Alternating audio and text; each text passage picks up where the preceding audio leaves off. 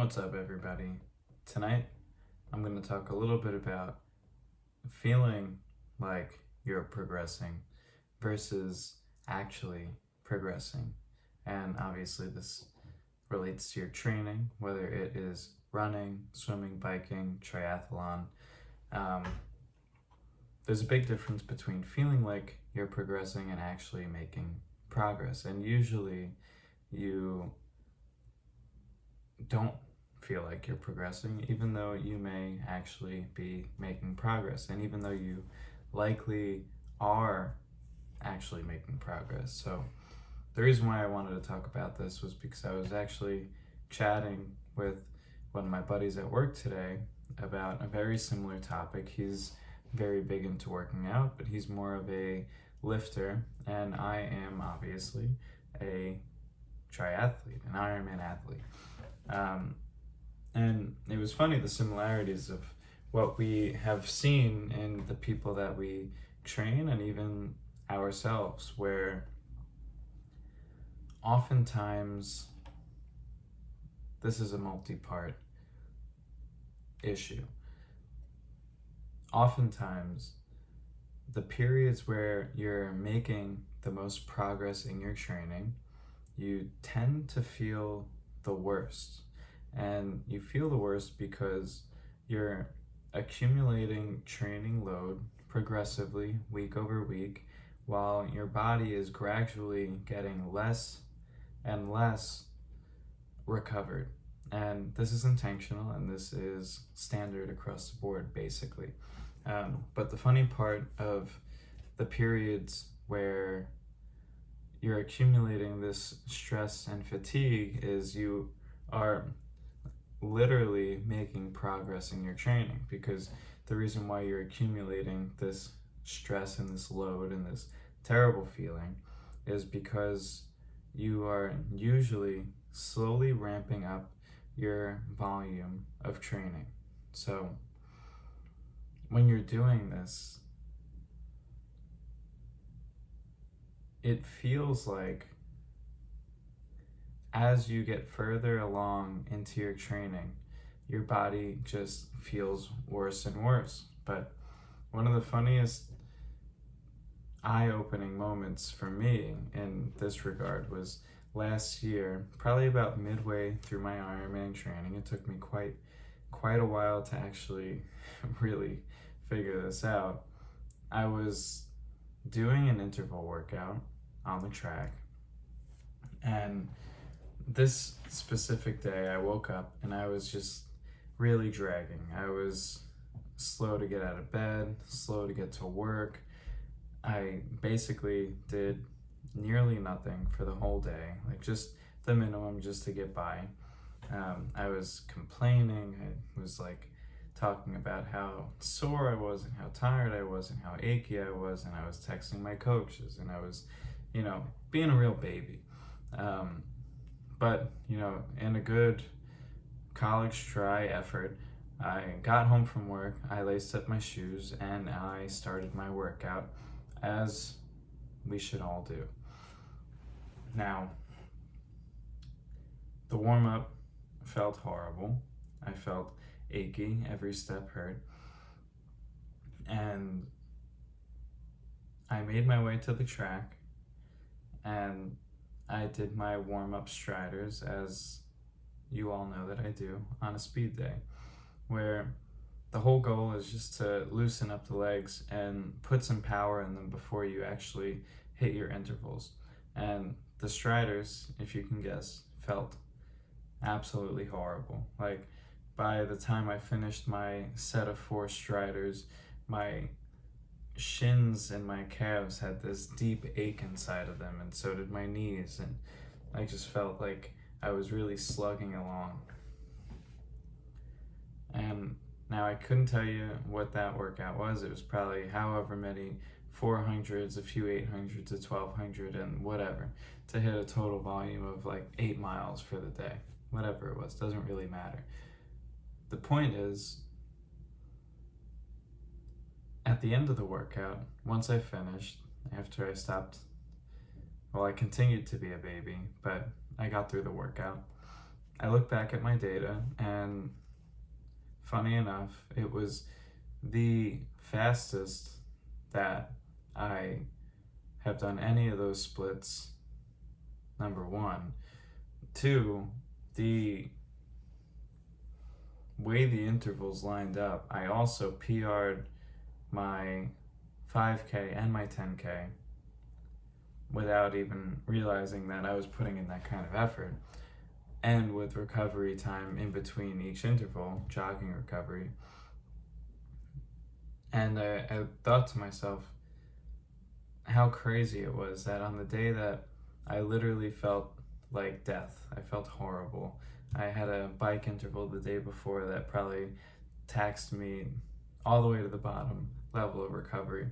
And here I was PRing the next day, still feeling horrible. And actually still feeling horrible, but setting a PR, and it made no sense to me. And it made me realize that despite how you may feel in a given moment on a given day, even if it feels like because of how much pain and strain you've built up, it probably feels like you're not getting anywhere with your training and you're only hurting yourself, and it's hard, and you're not getting anywhere, basically, bottom line. And it feels helpless, feels hopeless, feels like you're not getting anywhere with your training. But in actuality, you are getting somewhere with your training. You're making great progress, and this is what hard feels like.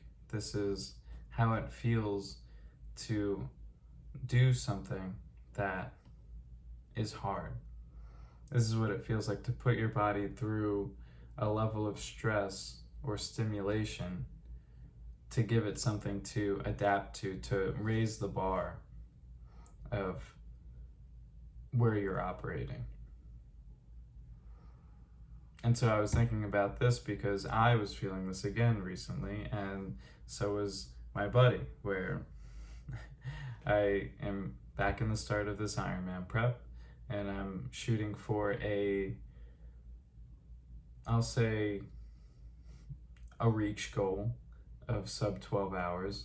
Whether it happens or not, doesn't matter, but that's my goal. And I'm hitting these workouts where my calves are hurting, my legs are hurting, my knees are hurting. I'm not going crazy fast. And then I looked at the data, and I see that my average heart rate on a workout like I did yesterday and like I did today I did an interval session on the bike, which was really tough. Despite how difficult and how sore and how tired and how fatigued, my average heart rate for a similar level of effort to a workout that I may have done last year was much lower. So my heart rate on yesterday's run, which was technically a maintenance run from my long run the day before, my average heart rate on that run was 125, with a max heart rate on the run of like 130. And if you asked me a year ago or even 2 years ago if I'd ever be one of those runners who goes out for a casual 4-mile run, and despite pain in the legs and feeling slow and sluggish, I'd be running at an average heart rate of 125, I'd say no way. And if you asked me 6 months ago, I would also still say no way. And maybe if you asked me 3 months ago if I thought I would be there by February, I would say not a chance. And all this while not feeling my best. And then on today's interval session, my legs were burning pretty much the whole time, but getting through these zone 4 intervals and watching my average heart rate for the whole workout be pretty much a low aerobic zone with the chest strap, with all the same setups that I usually use, you can see that from the difference between a year could be substantial. And even if you feel like you're not making progress, and if you just keep chipping away and keep stacking those bricks, that if each workout is a brick, you're just stacking the bricks, you're just laying the foundation, you're putting in the work, and then a year later you're a completely different level athlete. So hopefully this serves as a little bit of inspiration for some of you and allows you to zoom out a little bit from the feeling of not progressing and then figuring out a more measurable way to monitor your progress, because that's really what it comes down to. If I even zoom out from this conversation and what we're talking about, what it comes down to is, what are you using to measure your progress? Are you using the signals that your body is sending out, which might be pain, tightness, discomfort, fatigue? Or are you keeping track of the metrics that matter? Or in business, or whatever your background is, they might call these KPIs, key performance indicators. And choosing the right KPIs is probably the most important thing for keeping track of progress on any effort. So pick things that matter to gauge your progress. On another note, you also don't want to be too data driven, and sometimes rely more on your intuition and what you can sense in relation to your progress. Because, as another example, most of us, if you're here on this channel, you know what Strava is. It's an application that basically you upload all your workouts to, and it keeps track of like your fitness level, your weekly mileage, your monthly mileage, yearly mileage on whatever disciplines you're putting in, including, power levels, heart rate levels, all of that. Yes, I have the free version, the paid version. There's a free version. I don't remember what's included in that, but I'm pretty sure most of the features from the free version are all you'd need to get the most out of the app. But anyway, there is an area of Strava that tells you what your fitness score or your fitness level is, and I couldn't even tell you what the unit on your fitness level is. It just, after certain workouts of a certain level of effort and whatever, you'll see like a +1, +2, +3, +4, +5, or nothing. And then as you take days off and miss training sessions, you'll see the gradual decline of your fitness level over time.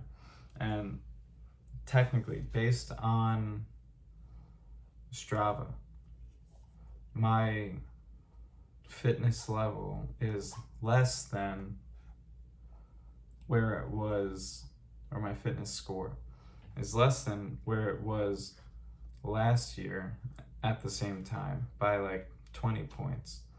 And like on the graph, it seems substantial. But I know, based on one, how I feel, and two, other KPIs, that it's not true, and I am much more fit than I was last year at this time, because my fitness score might be 20 points less than it was last year at this time, but my VO2 max on the bike and running is higher than this point last year substantially. And my FTP is higher this year than when I started last year. And my resting heart rate on a zone 2 run is lower than it was last year. So with those metrics in mind, and those being the things that I actually pay attention to in my own training,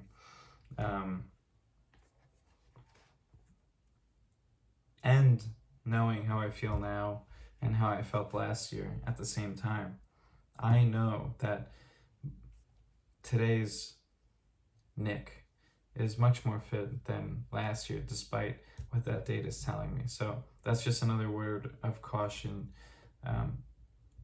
to choose your KPIs correctly and with some thought behind the KPIs that you're choosing. You can choose the ones that I picked, but even a secondary point of caution to choosing those KPIs is the ones that I just listed off are very slow to grow. So if you're gauging your progress by the weekly differences between your VO2 max and FTP, you're going to drive yourself crazy. So I would almost be tempted to say, forget all the data, keep logging the data, keep uploading it, allow your apps and your watches and all that stuff to take in the data and do what it wants with it. But don't overemphasize the data. Just keep hitting your training sessions and allow some time to go by before you start judging yourself on your progress. Hopefully this video helps. This is definitely longer than a typical video. Hopefully some of you are still with me here. If you are still with me, please subscribe so that I can see that I'm doing a good job, because I've been putting in a lot of effort here. And like and comment. And if you have anything that you want to add to this conversation, or if you have anything that you want to learn from me, and I can just make a video dedicated to whatever topic you guys are looking to learn about. Okay, have a good night.